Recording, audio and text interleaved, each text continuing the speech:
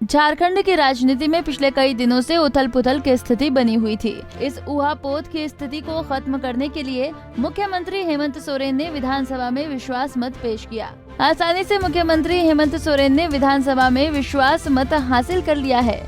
वहीं बीजेपी नेताओं का ये कहना है कि सरकार के खिलाफ उन्होंने अविश्वास प्रस्ताव पेश ही नहीं किया है, तो ऐसी स्थिति में विश्वास मत हासिल करने की कवायद असंवैधानिक है। सदन में हंगामे के बीच बीजेपी के विधायकों ने वॉकआउट किया, तो उधर झारखंड विधानसभा में सोरेन सरकार के पक्ष में 48 वोट पड़े।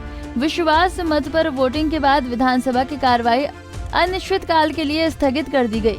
वहीं मुख्यमंत्री हेमंत सोरेन छत्तीसगढ़ से लौटे अपने सभी विधायकों को बस पर बिठाकर विधानसभा आए थे।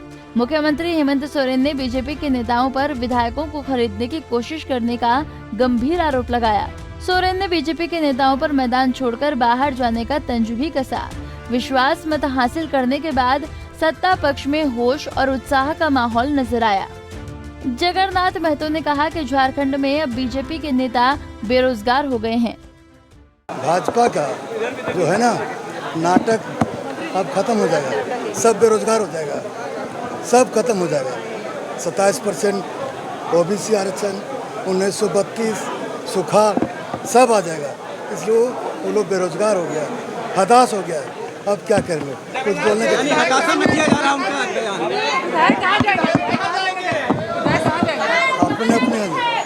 कार्यक्रम में। वहीं मुख्यमंत्री हेमंत सोरेन के छोटे भाई बसंत सोरेन ने भी साफ कर दिया है कि सरकार पूरी तरह से कंफर्टेबल है। उन्होंने कहा कि राज्यपाल के हौसले का पार्टी इंतजार कर रही है। और आप भली भांति इस चीज को जानते हैं, तो कोई बात है ही नहीं इस पे। और जो शक्ति प्रदर्शन की बात आप लोग निरंतर कह रहे हैं, वो तो साफ साफ शुरू से ही दिखता आ रहा है, आज पटल पे रखा गया है। दादा, बाबूलाल जी कहना है कि हम लोगों को विश्वास मत साबित करने के बोला नहीं, अपने से। देखिए, ऐसा बाबूलाल जी के बारे में मैं कोई टिप्पणी नहीं करना चाहता। वो खुद अपने में एक टिप्पणी है, इसलिए मैं उनके बारे में कोई टिप्पणी। आगे सरकार कंफर्टेबल है इस विश्वास मत के बाद? ये कहने की बात ही नहीं है। सरकार कंफर्टेबल है और बहुत हम लोग आश्वस्त हैं। स्वाभाविक है, राज्यपाल ही फैसला करना है, उन्हीं के हाथों में दिया गया इलेक्शन कमीशन को। तो अब जब भी वो निर्णय लेंगे हम लोग उनका स्वागत करेंगे। नहीं, पिछले दरवाजे से मुख्यमंत्री ने आरोप लगाया कि पिछले दरवाजे से सरकार बना। देखिए, पिछले दरवाजे से भागे हैं कि आगे दरवाजे से निकले हैं, ये मुख्यमंत्री जी ने कहा है। वो बेहतर विजिलेंस उनके पास है, हमारे पास विजिलेंस तो है नहीं, वो बेहतर बता पाएंगे इस बात। वहीं कांग्रेस के विधायक प्रदीप यादव ने कहा कि जनता का भरोसा हेमंत सरकार में कायम है। कि वह ताकत जो ताकत अस्थिरता पैदा करना था, उसको जवाब है कि भाई यह सरकार को बहुमत प्राप्त है और हमने जो विकास की रेखा खींचना प्रारंभ किया, वो रेखा आगे चलती है। भाजपा का कहना है कि हमने तो बोला नहीं कि विश्वास मत ये करो। उनके कहने पर किसी को विश्वास मत देना न देना, उनके कहने से सरकार नहीं चलती है। जनता के विश्वास पर सरकार चलती है और जनता का हमने विश्वास फिर से एक बार विश्वास मत मिल गया। प्रदीप जी, क्या सुरक्षित है हेमंत जी? विश्वास मत मिल गया, लेकिन क्या सुरक्षित है? आपको शंका है तो आप पूछें। मुख्यमंत्री हेमंत सोरेन किसी भी राजनीतिक संकट से निपटने के लिए तैयारी कर रहे हैं। पिछले कुछ दिनों में उन्होंने कई ऐतिहासिक फैसले लिए हैं। खास करके ओल्ड पेंशन स्कीम को लागू करने के फैसले से सरकारी कर्मचारियों में उनकी लोकप्रियता में उछाल आया है।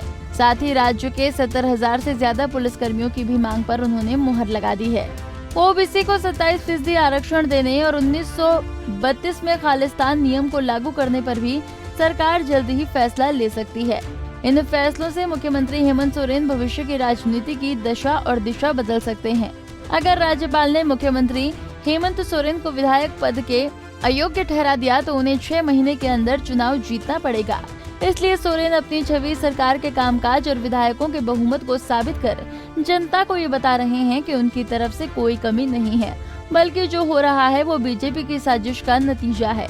पंजाब केसरी टीवी के लिए रांची से सुजीत की रिपोर्ट। हमसे जुड़े रहने के लिए हमारे YouTube चैनल को सब्सक्राइब करें और नई वीडियो की नोटिफिकेशन के लिए बेल आइकॉन को दबाएं। अगर आप ये वीडियो Facebook पर देख रहे हैं तो लाइक जरूर करें और ज्यादा से ज्यादा शेयर करें। धन्यवाद।